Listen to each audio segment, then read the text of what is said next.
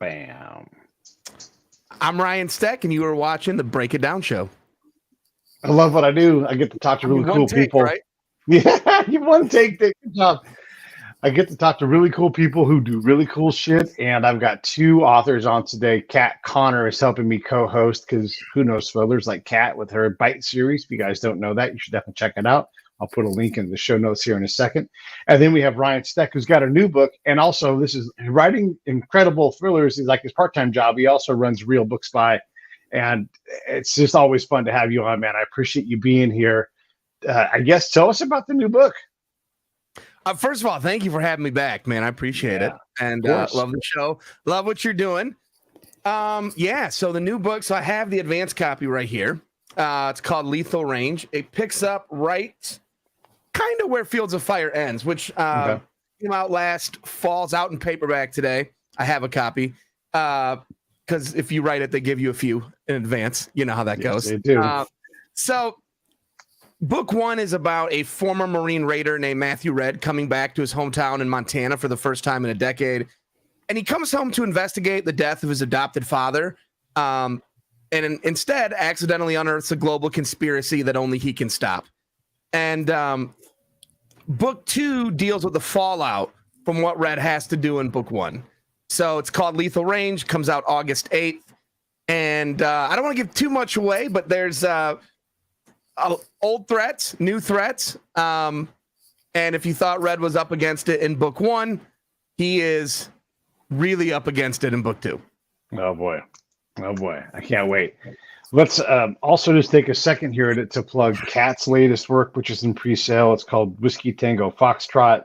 It's from her new series, and I'm going to give Kat a chance to plug hers, and then we're going to get right back focused on you. So, Kat, tell us about Whiskey Tango Foxtrot.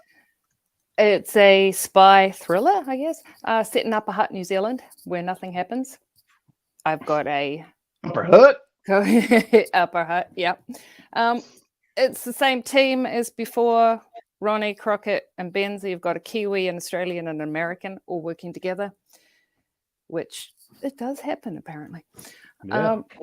And it's fun. It was a really fun. Apparently, I'm quite evil at the end, but hey, sometimes people have to die, don't they? Sometimes they have to die. And to kill that person, Ryan and Kat both have to learn, if I was going to kill a body, how do I do it? And then what do I do with the body? And then what do I do with my emotions? And like all these things you guys all study. Yep. So Ryan, talk a little bit about like what are some of the crazy things you've had to learn to start to write about Red and what he has to go through? That's a great question, man. No one asks stuff like that. So it's like, first of all, I'm positive that I'm on like an NSA watch list for sure for like the stuff I have to Google, because I also work as an editor. So I work with a lot of authors, and if they write things and I'm not familiar with it, I'll Google it. And then for my own writing, I'm Googling it.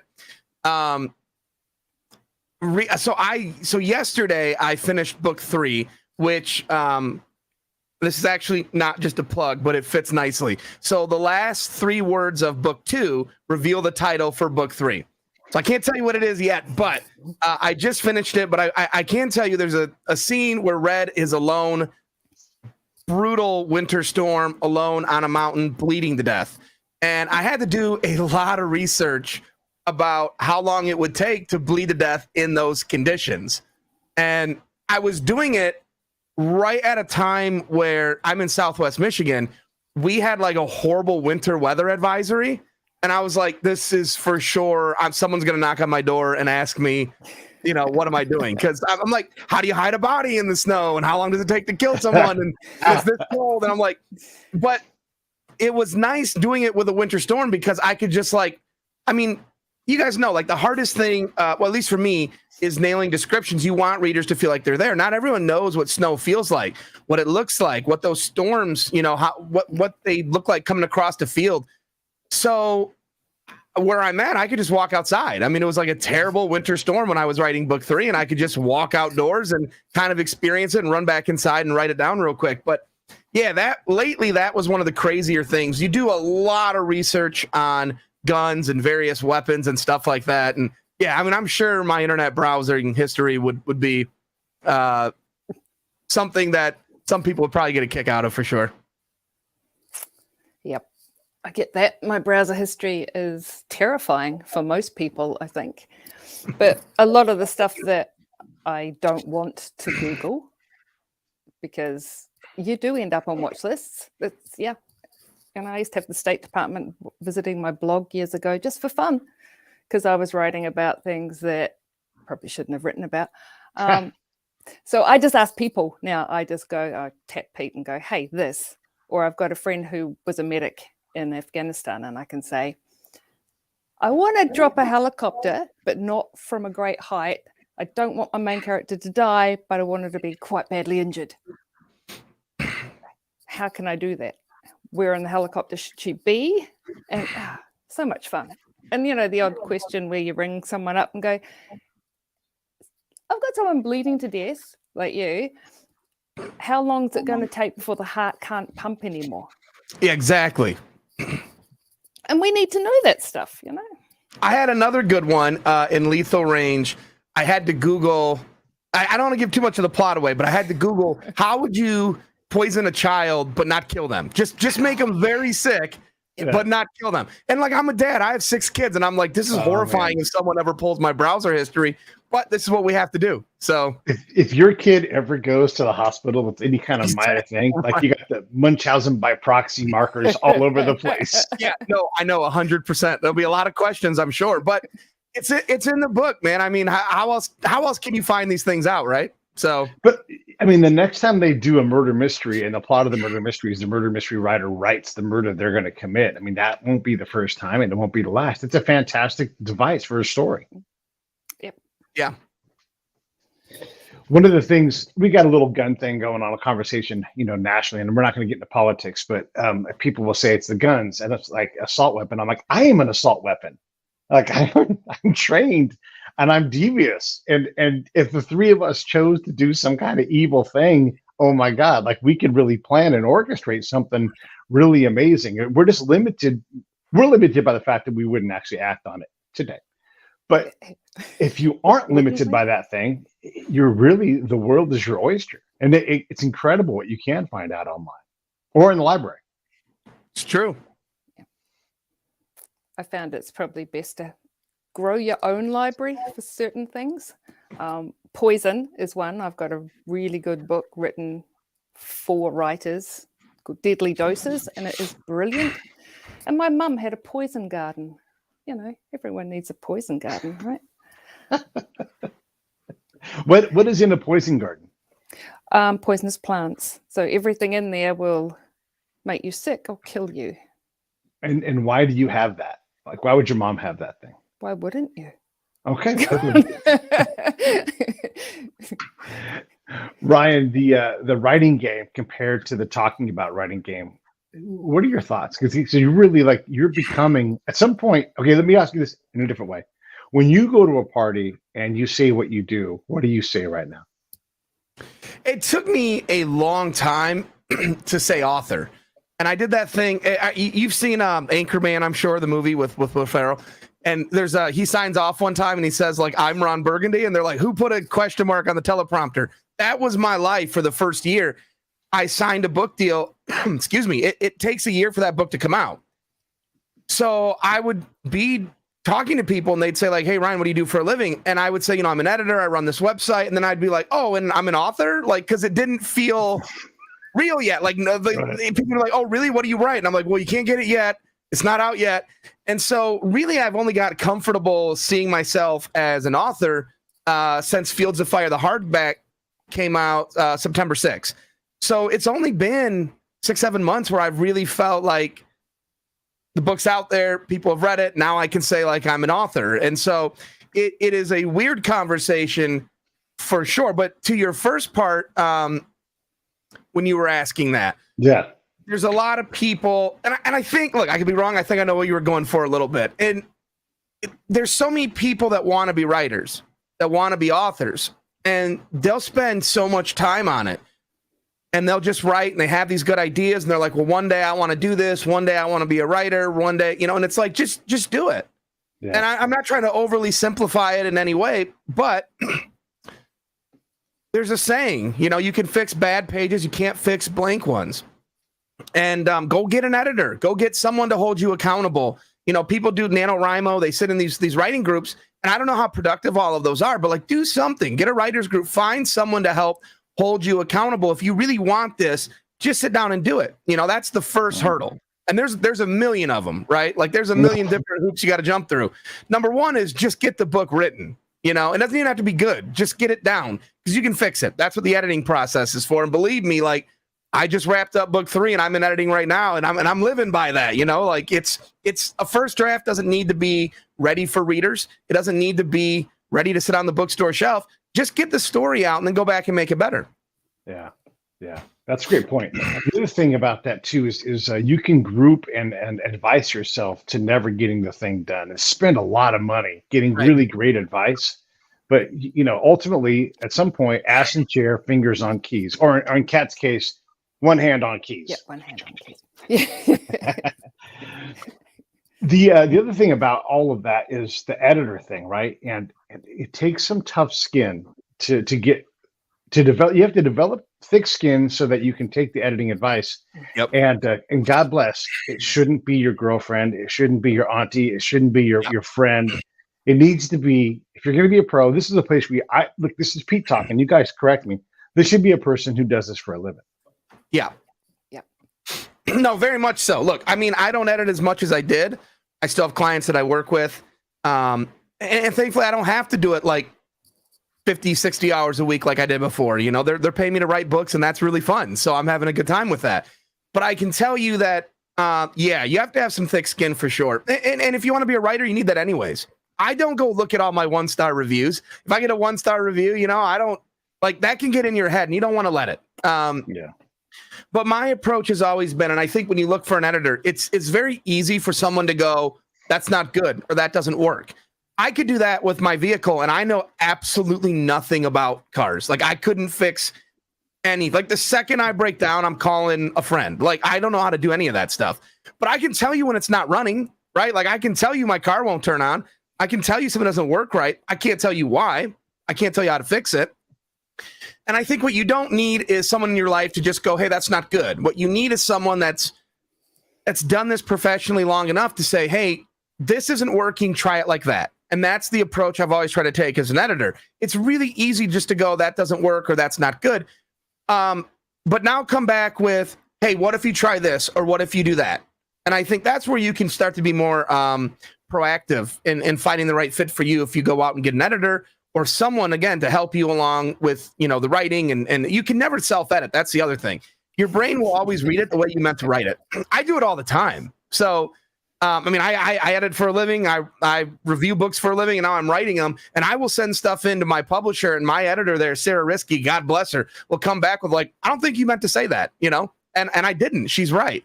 So you can never self-edit. Get someone that can identify the issue and help you fix it. I think that's the most important thing.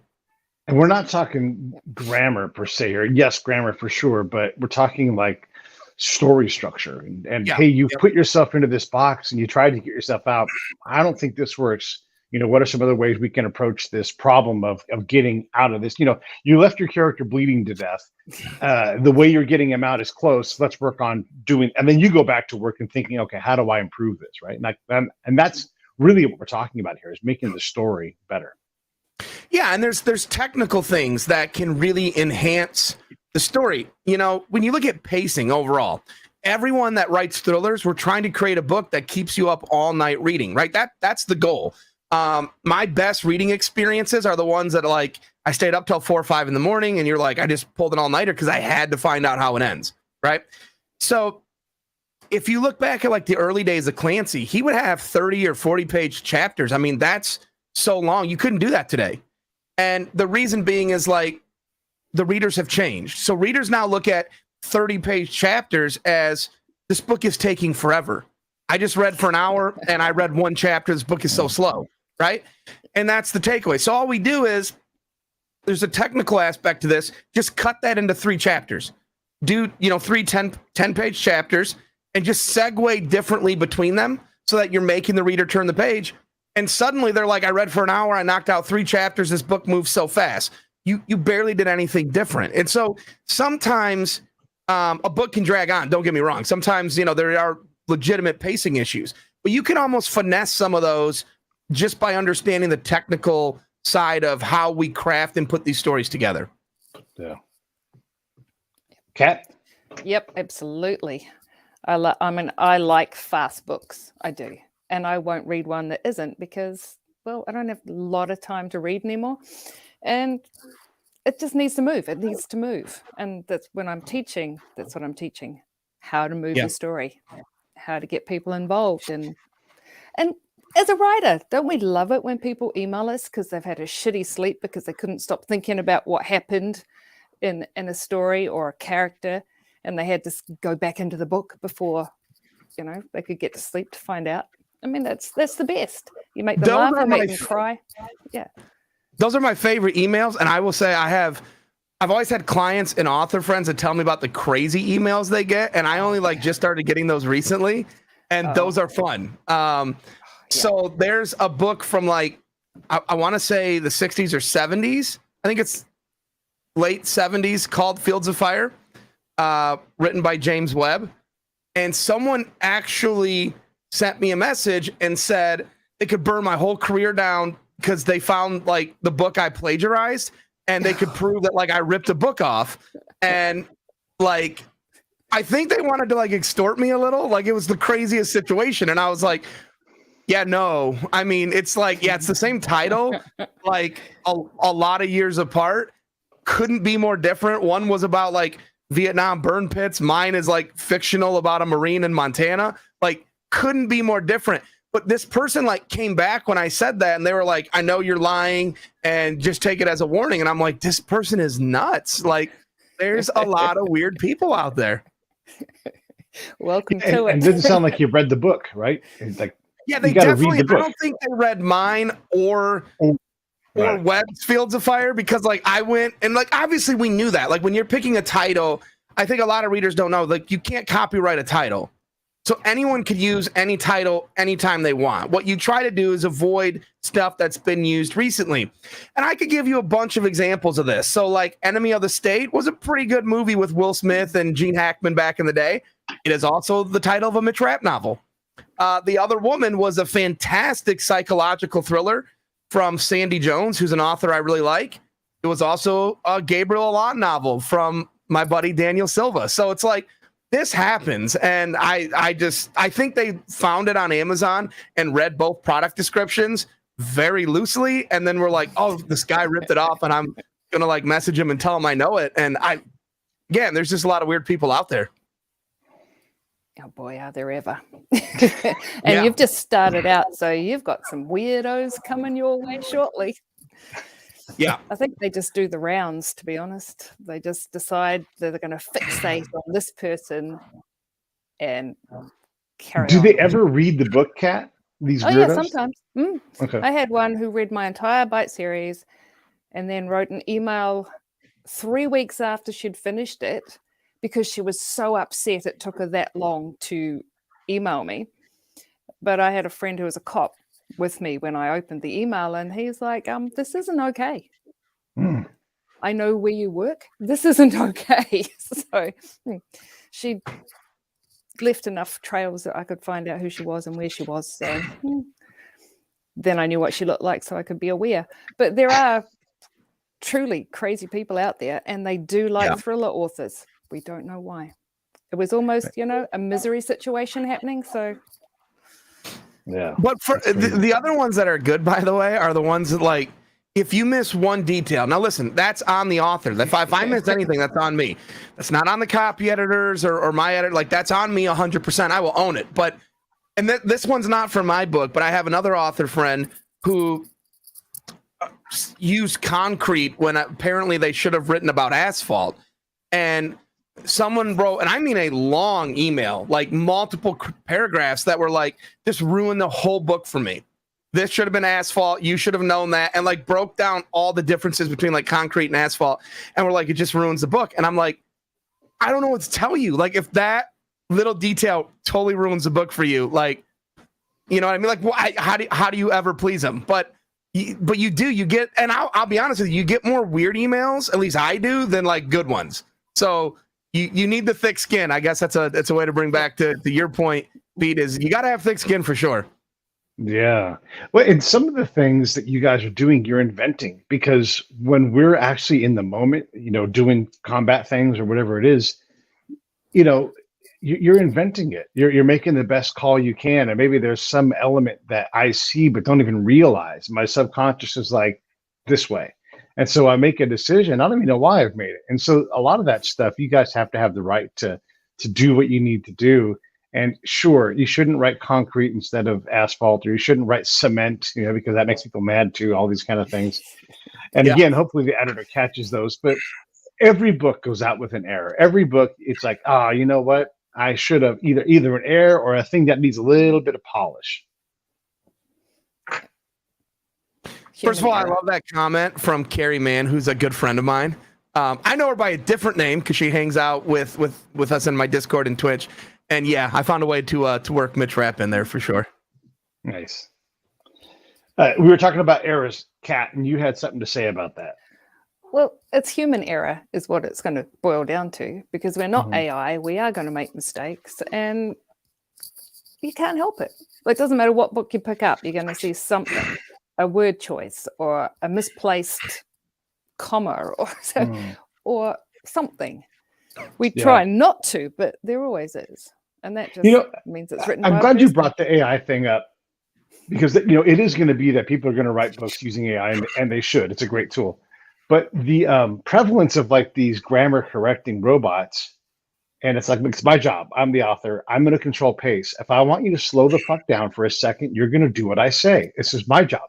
You don't tell me when I do and don't need a comma. Now, if it's a bad sentence because of it, okay, great. But like often you'll see like the example for the Oxford comma and why you need it, because like you don't want to eat grandma and orange juice. Like, everybody knows you're not eating grandma, unless it's a Kat Connor book, and then you might be eating grandma. You might be eating grandma. That's true. Kat is, by the way, Ryan, anything you say, Kat will probably put in the next book. She might have a grandma getting chomped on. She loves to take real life and add it right in. Same, by the way. Same. I'm so unoriginal. I'll tell you a funny one, Pete. So there's referenced one time in Fields of Fire. There's this person's name shows up one time. And when I wrote book 2, when I wrote Lethal Range, Matthew Redd's best friend is introduced, becomes a really important, integral part of the series moving forward, a fundamental character. And his name is Michael Durhammer. And when I sent it off to my publisher, the feedback was like, and my agent was like resounding, like, this character's great, Ryan. You did a great job, like creating this character, fleshing him out. He feels so real, like, great job. So he actually is real. Like, that's my best friend. He literally lives right across the street. I could be to his house in 12 seconds right now. Like, he's real. And so I completely borrowed his likeness, the way he talks. We eat dinner with him and his wife almost every night. So I would just listen to what he says, and I would go back and try to incorporate things in dialogue. And so when I turn it in, it's fiction. Everyone thinks it's fake. And yeah, everyone with my publisher and agent, everyone was like, oh, we love this character. He did so good that I almost like didn't want to tell them he's a real person, because everyone was like, that's so great. You created this great character. And I'm like, yeah, I should probably tell you that, like, he's real. And so we have fun with that now. But now that everyone knows, and I'm live over on Twitch and in Discord, and everyone who follows me there is getting to know the real Mikey, because I play games with him and we hang out. But like, for me, it's great, because I'm like, people say to me all the time, like, if you put like your best friend in a book, does that ever scare you? Like, what if you guys have a falling out? And I'm like, if he ever turns out to be a bad friend, I'm just going to kill him off, like, in the worst way possible, for sure. Like, you will know, like, if you read my books, you'll know that, like, there was a falling out in real life. But that won't happen. So it's just, I think every writer borrows a lot from real life, even when we're writing fiction, because it's what you know. I got to ask, and I'm letting that Cat talk, but you said kill him off. You mean in real life, right? No, yeah, no. No, probably not. No, probably not. I mean, it depends. With Mikey, watch out, Mikey. Mikey, if you end up dead, I'll be your lawyer. It's not a problem. Yeah. We know who did it. I'll have this recording. That'll be good for me. And then my internet history, browsing history, by the way, will probably really do me in. Yeah, well, let's make Kat a contributing person. Someone who's like, yes, this is how you make the poison. Absolutely. I'll help you. Yeah, I've got in Whiskey Tango Foxtrot, I've actually got 2 people, and I went to them and I said, hey, can I put you in my book? I really want you to be these 2 new characters. And they went, yes. And I went, okay, you choose your names because it's fine, find your name. So they chose their names, or I think Robbie chose for both of them. And what a blast. Every time I go through it and I'm reading it, I see Robbie pop up and I'm like, everyone's going to know who she is. Everyone who knows her is going to go, that is Robbie. That's so great. And it's fun. Yeah, it is fun. I don't want to kill her, so we'll probably keep her around for a bit, but it's great. And characters are based off what you know quite often. Mm-hmm. I've had Pete in my book. He knows that. He was in the Bite series. Yeah, that was fun to read that. It really was. It was fun to write that. Yeah, to be in a series, it really is. It's just fun. It's like, oh my gosh, this happened. I can't believe it, and whatever level it is, it's just an honor to be able to share that. And so it is a neat thing. And I love that you guys both do that. One of the things that Kat does is she'll let me beta read some section or the whole book sometimes. And I'll talk to her about like the intel side of things. Cause there's certain things that you just can't know unless you're in that world. And so she wisely reaches out to me and other cops and that kind of thing. You must do the same kind of thing, right? Oh, for sure. Yeah, for sure. I mean, the nice thing is I built up a really good Rolodex over the last 14 years or so working in the industry. I kind of have multiple people who could answer almost any question. What gets difficult is when I'll check with one person and they give me an answer and then someone else will give me like a different answer. And then I have to go to a third person. I get a different answer. And so I'll start going back to them and stuff. But like, oh, for sure. Like we all know the authors who have the background that adds validity to what they're writing, the Jack Cars of the group. We weren't all Navy SEALs, Brad Taylor, former Delta guy, and those are 2 friends of mine. So yeah, thankfully there's a lot of people I can pick their brain and get questions from them. But I want to tell you too, by the way, I don't ask to put people in my books. I just surprise them because that's what everyone does to me. So I'm in a lot of books as a book spy. So just my name, like Ryan Steck, is in a lot of series. And usually it's funny. It's like authors that I become friends with over the years. They just love to kill me off. So I die like once a year in someone's book. And there's been some funny moments. So like Ben Coase, I don't know if you ever had him on, by the way, but you should definitely get him, Pete. So Ben is a really good guy. He's got the Dewey Andrea series, and I think it's Trap the Devil was coming out, and he said, hey, you're like this big character in the book. So I got excited, and I'm like, oh, am I like a star with Dewey? And he's like, oh yeah, totally. Like, you're this awesome character. I can't wait for you to read it. So I get the book, and like page 12, it mentions this teenage terrorist named Ryan Steck. And so I'm like, whoa, hold on a sec. So like, I call him and I'm like, did I miss something? Like, I'm a teenage terrorist in your book. And he goes, no. You're the leader of the teenage terrorists in my book. And I was like, but like, I'm undercover FBI. Like, I'm going to save the day and all that. And he's like, yeah, totally. 100%. Just keep reading it. 2 pages later, I'm dead. Like, I'm full of bad guy. I'm just dead. Simon Gervais did it to me. Everyone jokes because I have 6 kids. It was like, I was like a state trooper who has like 1,000 kids. No one's sure how many kids they have. And I went out and just blaze a gunfire. But the one that means a lot to me is my favorite living author is CJ Box. And I am a huge fan. Like, my 2 all-time favorite authors are Vince Flynn and CJ Box. And in Vicious Circle, I actually had pneumonia and I got an early draft. And I like already couldn't breathe. And I'm sitting there like very sick and I'm reading through the book and I get to this line where it says Deputy Ryan Steck. And no joke, like I got so worked up. Like I was so shocked. Like I had to put the book down and like go catch my breath because I was like very sick. And I was like, dude, there's no way I'm probably going to die. And I'm still like a character in that series all these books later. So that one is really cool. But to your point where you said it's so fun to see, it's like, it's so cool, but it's ruined me because now whenever one of his books comes out, I like just want to find out what happens to me. You know, like, do I die? Am I promoted? Like, what's going on with me? And like, I'm racing through the story way too fast to figure that out. So it cracks me up a little bit, but it is a really cool thing. Yeah, it is. Yeah, it's a lot of fun. Kat, talk a little bit about the same thing. Well, that's pretty easy. All the way through, the Bite series in the early days, the first 2 books, Mac, who was Ellie's partner, not in the FBI, but life partner, he was a real person. He was actually based on a friend of mine. And it was easy for me because I talked to him every day. He was in Virginia. And I'd just go, hey, if this situation happened, how would you react? And, and I'm just going through going, how is he going to react to this? Hey, Mac, what would happen? And it was great because he'd just tell me. I've got all these conversations that I just have everywhere of how he spoke, of the different things that he told me he would do in certain situations, which was great fun. But I hadn't done that since until the Veronica Tracy series, when I could use, like, my best friend and I had amazing nanas. Our grandmothers were incredible.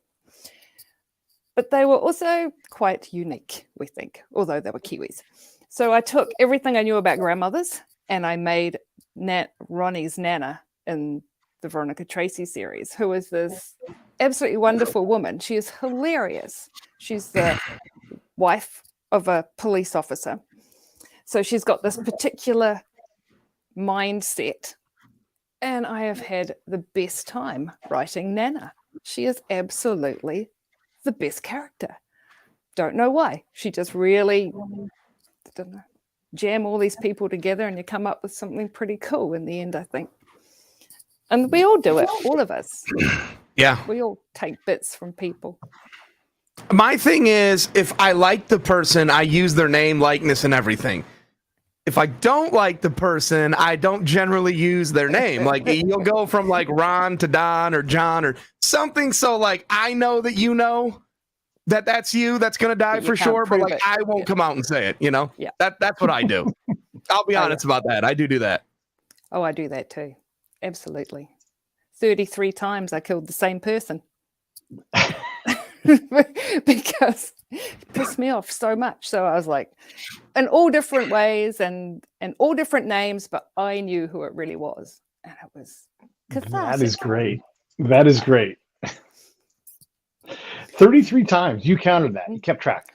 When I asked somebody to count how many deaths there were in the first 3 novels of the Bite series, and they did. And I'm like, oh, so that means he died 33 times. Brilliant. Because each and every death in there is the same person. Kat, you and I talk about intel quite a bit, at least my form on the thing. And you've obviously learned a lot from that. What stands out from that collection of things about, being a working spy in a combat zone or on the ground doing it, not like in a skiff, not in an office, but actually out doing it? What have you learned that is valuable to you as an author? Everything you tell me is valuable. Thanks. It's just you're an incredible resource. Because I'm writing spy PI series set here, it's really helpful. All the things you've told me about surveillance, for example. And because I now know, because of you, how many layers of surveillance there can be. And it just can get crazy. That sort of thing is hugely valuable when I'm setting up scenes where I'm going to have maybe 3 layers of surveillance. We don't know who's watching who. It's really fun for me. I love it. And I'm like going, okay, which street around Upper Hutt can I use where I've got exits that my main character can get out of, but these people can't see. Oh, I love it. Really love it. Yeah. Wander around following people. That's great. Ryan, you must have picked up a lot of interesting things as well. What particular field or topic has really fascinated you with the complexity or level of interest that it provides in you? Several. With book 3, the one that I just finished, survival techniques. Is a big one because it's not something I've ever had to put thankfully, right, like too much thought into. So what do you do? What do you do if you're alone on a mountain in the middle of a blizzard with nothing? Like, how would you survive that? Like, other than just accept certain death, what would you do? And I can't talk about too many of the things that are fascinating because I put them in the book, but like that topic really consumed me like the whole time I was writing this new book. Like, I guess I didn't realize also like how many different things you can do to help yourself along the way. And they're really things that I think most people don't think about. And then once someone tells you, you're like, oh my gosh, it makes like all the sense in the world. Like I probably should have thought of that. My biggest conclusion was that like I will die for sure. If I'm out like if I'm in that scenario, I'm definitely dead. Like for sure. I'm a goner. But there are so many people that survive those types of climates and even harsher, hot ones. Which again, I don't want to go too into it because it's like a big part of the book, but it's fascinating to me that there's people that are like genuinely like experts in survival. Yeah. And then there's like different schools of thought too, right? So you're balancing what your character might do. Like if I found myself in that situation, for me, I think about energy. How long will I have the energy that I have? And how much energy would I have to expend for building a shelter or finding rabbits to eat, then have to go build a fire? Like all these things, you have to make it. I would rather just walk in a straight line until I find a direction to go and just walk. And if I have to walk for 40 miles, I figure I'm good for 40 miles. I don't make 40 miles. I'm probably done for because I will have used up all my energy. But there's all these different ways of looking at it. And you make the wrong decision at the wrong time. Like you should have stayed when, instead of gone, or you should have gone instead of stayed. All of these things play into it. And you have no idea in the moment. And so your character is in the same boat. It's like, I just want to get home, but what I need to do is stay in this shelter and wait a night and think this through or whatever it is. Yeah. That's a great point. Again, I don't want to reveal things in book 3, but that is a huge, that specific thought process of like, do I stay, do I go, is a huge focal point in my third novel for sure. Now look, in book 2, so in Lethal Range, Red has to deal with decisions, things that he made in book 1. And one of those is in Fields of Fire, he mixes it up with a biker. The whole biker gang is coming after him in book 2. And that's just like one threat that he's facing. And admittingly, like I thought that would be an easy, like the motorcycle gang culture and lifestyle. I thought like I've seen an episode of Sons of Anarchy. Like I can write that. How hard could that be? I was in way over my head. Like that took a lot of research, and I thankfully knew former like FBI and law enforcement stuff, people I could talk to. I had no idea like how big and plugged in some of these biker gangs are, but it's like they're like legit. Yeah, they're corporations. They really are. They really are. Yeah, that shocked me. I had no clue. Yeah. One of the things that Kat will do is I'll have a really good fellow collector on, and I'll say, "Hey, Kat, this is a good episode," and she's like, "Oh yeah, I know. I already listened to it." Like she will have already tuned in because she's always mining the zeitgeist. And in my case, she's lucky enough to value what I write or create. But there's any number of resources and different. There's 750,000 podcasts you can choose from. So who do you go to, even if they don't know you're there, and who do you pick from, Ryan? It depends on the question, first and foremost, right? Yeah. Because I've gotten to know so many people who are like experts in so many different areas.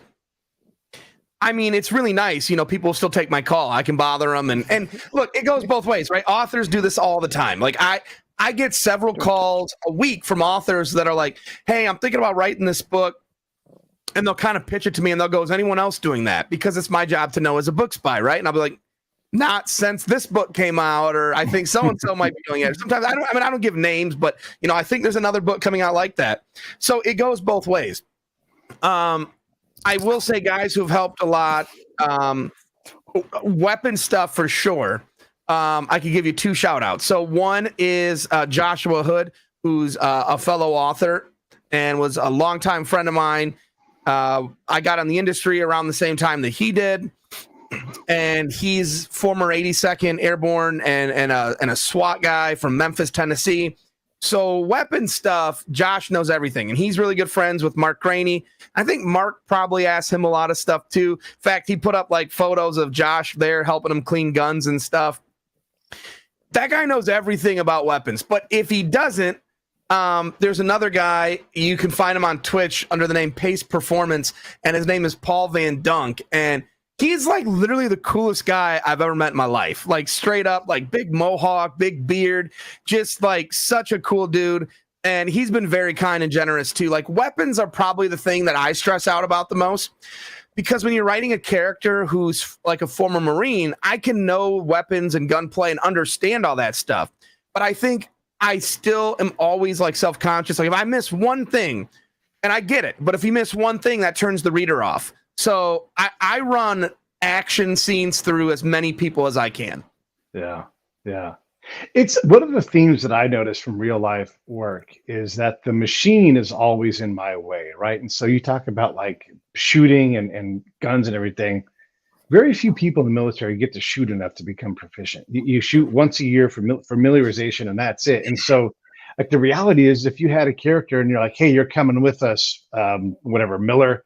And he's like, I will, but listen, I've only shot the 9mm, I don't know, 120 rounds in the last 5 years, and that would be like a real thing. And you'd be like, oh shit. Doesn't mean he can't shoot, but we get this idea that these guys, all they do is go around and strangle each other and shoot guns and go into kill houses. And the reality is most everybody doesn't do that, right?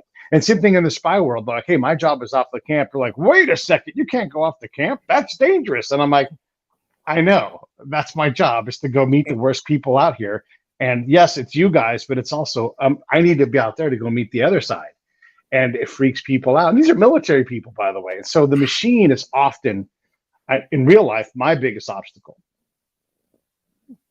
It's interesting too, though, because like I understand what you're saying completely. And the reality is, I don't think readers want to read about that character, the guy that has very, little training with the guns and all that. That's not normally the guy. That's like a whole different subcategory of a different genre. And people do that very well. It's really popular. A friend of mine, Matthew Quirk, wrote a book, The Night Agent, which is like an FBI agent who gets in over his head real quick. And it's like the #1 show on Netflix now. It got made into a series. But like when you're writing series like this, right, you're always taking like the most proficient guys, like the biggest of all the badass characters or people, right? That's what Matthew Redd is. That's what Mitch Rapp is, Scott Harvath, James Reese. That's what those guys are. But again, because of that, there's a built-in level of expertise they need to have. And that's why I stress over it. If I'm writing the guy that's maybe not as proficient in some of these with scenarios, right, with guns or gunfights and all that, you might get away with it. But because you're writing like the very top 0.001% of operators, the threshold is much different, and you've got to make sure that you're right on point with those things. Nice. Kat? Absolutely. It's one of those things that will trip people up.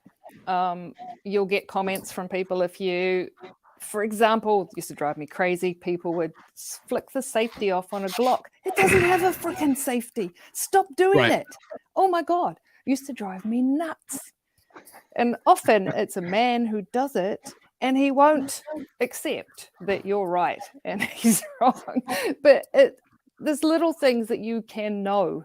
There's plenty of stuff out there so that you get it pretty well right, and then you can check the rest. I've got a really good friend who's a private investigator in Florida. He's actually a Kiwi, and he teaches weapons stuff. And he's really great. He'll read something and he'll go, hey, have her do a press check. Just have her do it because it'll be fun. Mm-hmm. All this little things that you wouldn't think of. Oh, sorry, I've got a kitten trying to attack. And they make such a big difference down the road. It's just that little bit of authentic. This is what they would actually do in that situation. This is how she'd play that. Which, like the research, I always tell, clients of mine, for sure, like authors that I work with when I'm the editor, throw yourself into the research because you don't know what you'll learn it might not be for this book, but it could be for the next one. You know, I've had a lot of those circumstances where I'm researching one thing or looking into something, and something else will jump out at me, and it doesn't fit what I'm doing, but I'll file that away for later. And genuinely, so like the book I'm about to go start writing right now, the entire plot came to me because I was researching something for Fields of Fire, and I didn't even know, like, I'd be careful what I say, but like there's people known as smoke jumpers. And if you don't know what they do for a living, just Google it and look into it, okay? It's fascinating. And I just got really caught up. Like, maybe there should be smoke jumpers in Fields of Fire. And it didn't fit at all, but I couldn't let it go. And so when I re-signed in December for 2 more books with my publisher, I pitched them a story kind of built entirely around everything I'd learned when I was researching about smoke jumpers.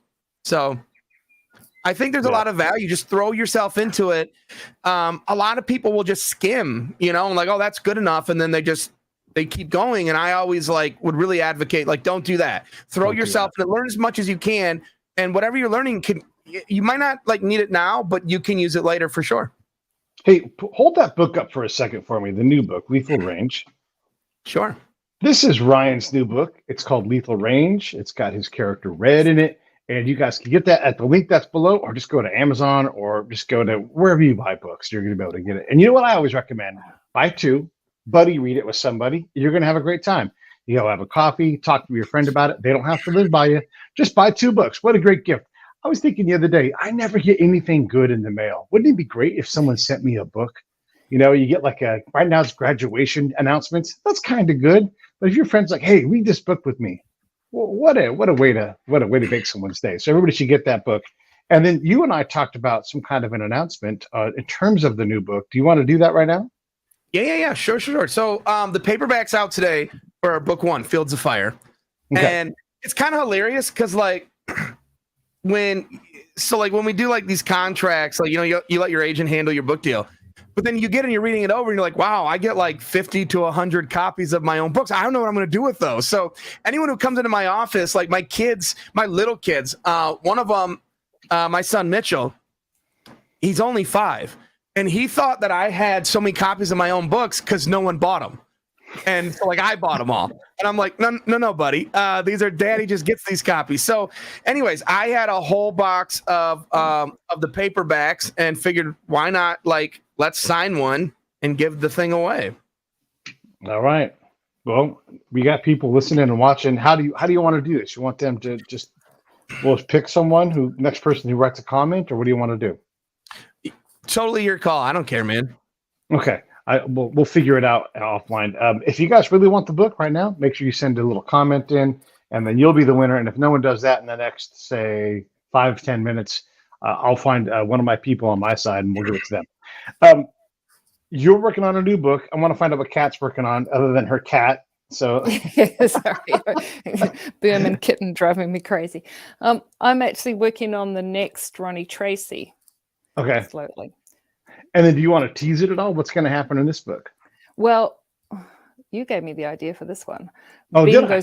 Yeah, you did. We were talking and I went, oh, hang on. Ben, who's one of my main characters, goes missing. He was on a job and he didn't check in, and Ronnie thinks something has happened. But the bosses don't seem to think anything's wrong. So that's what's happening in the new one. Nice. I like it. All right. I don't remember the idea, but I'm excited about it. So, Carrie, if you want that, just say yes, you want it, and then I'll connect with you. You can email me at pete@breakitdownshow.com, and we'll work on sending you the book if you're into that, if you've already read it. She's asking about Audible, Ryan, and Audible's the thing. Like, everything seems to be moving there. Are you on? Are you getting on? Audible status, please. Yeah. I mean, yeah. If you have an audiobook, 99.9% of the time, it's going to be on Audible. So Fields of Fire is on Audible. I don't know, honestly, so being an author is probably not what people always assume, the life of an author.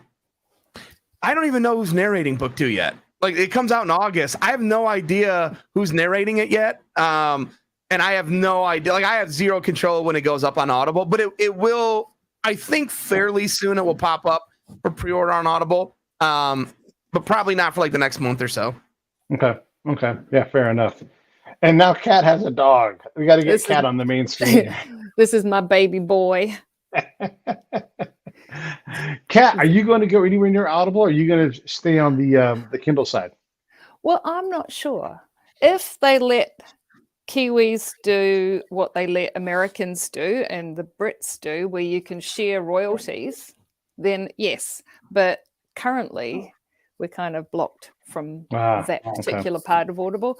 So hopefully, because I've got some voice actors who have put their hands up and said, hey, we really want to read the Bite series. And they would be brilliant.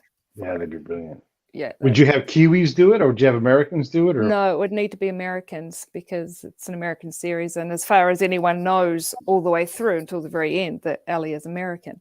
Mm-hmm. Yeah. Okay. Hey, Brian, we've covered a lot of ground, and I've asked you a lot of questions. Is there anything you want to ask Kat or I? Well, how come you don't write, Pete? I mean, you got all these ideas, I'm sure, and the background for it. Like, I do write. I am not an author. I am someone that writes. I have the most of about 2 or 3 different books written. I just haven't gotten them all the way through, and it's tough for me because you guys will appreciate this. I run my business and I don't get a lot of extra time to do things. And so I have to write in spurts. I do post a lot of stuff on Medium, and sometimes it's just my own observations. Sometimes, and I actually have one right now about like my time in Mosul. But you're right, I need to get my book done. I am half of the way through with the book, like kind of like what's his name? I can't remember his name right now. The SEAL who did like 100 ways to kill people kind of book.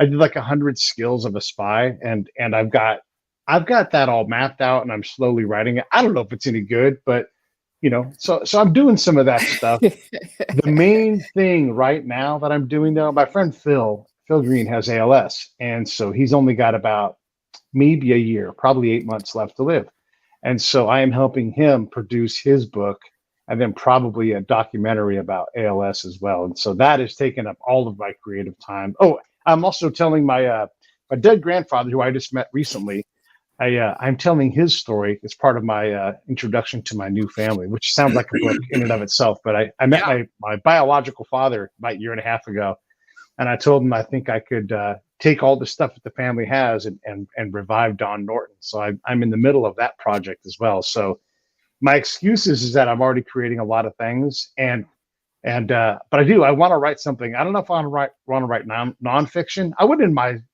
advising someone on nonfiction, but I don't know if I want to be that creative and that risky in terms of income, because I have to make money, and if my book doesn't sell, it'll break my heart, and I won't want to write anymore. So I don't want to risk that. That's my answer. Let's see here. I get it. Yeah. I'm saving my credit for Lethal Range, says Carrie Man. And then it says, can you donate Fields of Fire to a library? Well, maybe we will. Maybe I'll give it to somebody else. And then David Thompson says, Ryan, the new look for your office is pretty awesome. I'm jumping off for another meeting. Thanks for the invite. Oh, that's great. Thank you for being here, Dave. I appreciate it, man. Kat, do you have any questions for Ryan? I don't know. Do I? I'm hoping my coffee kicks in shortly. I've actually followed your blog for quite a while. Thank you. Sneakily following your blog for quite some time, and I really enjoy it. I actually dove back in when Pete said, hey, come on this today. I dove back in last night to have a quick look through, see what have I missed, and I've missed quite a bit because, like Pete, you get crazy busy doing stuff, and there's not enough hours in the day to listen to all the podcasts Agreed. and read. Yeah, it's crazy. Yeah. And you've got 6 kids, I've got 7. But now they're mostly grown, which thank God, because writing with kids is a challenge, as you well know. But yeah, it is for sure. Yeah. It is for sure. Like I just finished book 3, so I'm about to go see my kids for the first time in 6 months. Like, no, not really. Like, you try to find balance, but I don't see them nearly as much as I would like when I'm writing at night and things like that. This is the dream, though, right? Like you get a chance to create this world where you get to write about writing and knowing all these authors. Excuse me. And then you realize you're so busy running your business, you don't get to have the idyllic life because you're doing this nonstop pace of work. I mean, I have 3 major projects on my desk right now, and I don't know like what I would do if something else. If I had to stop and do something else, it would just be, I don't know where the capacity would come from. But I'm not complaining. I mean, I get to make a documentary. I get to hang out with my dying friend. I get to, do all these incredible things. So it's neat, but it's not like how it is in the movies and in the books. You're like, no, this is actually a lot of work. I'm exhausted and I'm being a shitty dad or whatever it is, right? Yeah. I think writers can be absent. Yeah, boy, that is true. I'm going to wrap this thing up unless you guys have anything to say in closing. No, but I do want to just show off real quick. My buddy Jack Carr, I already mentioned him. He's coming on my podcast Thursday, but his new one, the new James Reese thriller, Only the Dead, is coming out. I can't remember if it's a week from today or 2 weeks from today, but literally probably the best book I've read since. I'd have to go way back. Let me put it like that. Yeah. Wow. Way back. And this thing is thick. Like for context, like next to Fields of Fire, it's thick. Yeah. This thing is a roller coaster in of itself, but if you're a fan of the series already, you're gonna love it. But even if you're new, pick this thing up, man. Only the Dead. And it comes with, like, Jack did this thing. He's so good at marketing because he was like, this is the most brutal, like, book you'll ever read. Like, if that's not for you, don't buy it. Yeah. And then, like, everyone's like, oh my gosh, now I have to buy it. I got to read that thing. Yeah. And he's so good with all that stuff. But, like, I got this early and I can't even tell you, like, I gave this thing a 10 out of 10, which I never do on the Book Spy when I'm, like, ranking books. I'm not even sure the last time I gave a 10 out of 10 a perfect score. I just absolutely love this book and love everything he's doing. So if you're watching this and you have not checked out Jack Carr, go look him up and then also pre-order Only the Dead. It's out this month. Definitely do that. And yeah, Jack Carr is so white hot. When he released the last book, I asked early to get him to, like, hey, because I've had him on the show before, and his agent's like, oh, you know what? He is completely booked out for his entire book tour. Like, there's not one open slot. And I'm like, what? Goddamn, that's awesome. And the other thing I will say is, I'm gonna try to bug him again for this round. But he name checked Joe Rogan and his show, and I'm like, you better be name checking veteran shows, not Joe Rogan. Joe Rogan doesn't need your help. Go name check somebody else. I have one final question for the both of you, and I'm interested in what you think about this. I love to turn a phrase, and so there's a twist of fate and there's a fated twist. Which one do you think is worse? That's in the not context of the story. That's not what? It's not an easy. That's not easy. They both could suck a lot. I would say that. Yeah. Okay, that's a non-answer answer, but I'll take it. How about you, Kat? What's worse for the character, a fated twist or an ill-fated twist? Fated twist. Yeah. Yeah. It's a little more devious, I think. Yeah. At least. Yeah. It's like there's no way to avoid this. This is what's going to happen. And that's nasty. I mean, a twist, I should say a twist of fate or an ill-fated. A twist of fate is a little more capricious, right? It happens and it's out of your hands. The other one was always going to happen. Either way, it's fun to think about that. I'm going to wrap this thing up. Hey, you guys, I appreciate you coming on. Thank you so much. I'll be right back. Hey, thanks for watching the show. I really appreciate it. Right here, you can subscribe. Please do that. It makes the show grow. Hit that notification bell so you know which incredible guest is coming up next. Down below is the PayPal link. You can put a small subscription in. That is an enormous help. All that money goes right back into the show. And then right up over here are the next episodes you should listen to, curated by yours truly. Thank you so much